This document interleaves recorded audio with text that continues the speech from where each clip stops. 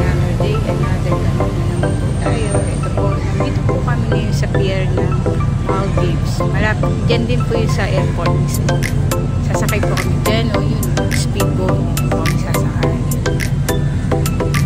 Pakita ko po sa inyo kung gaano po kaganda dito.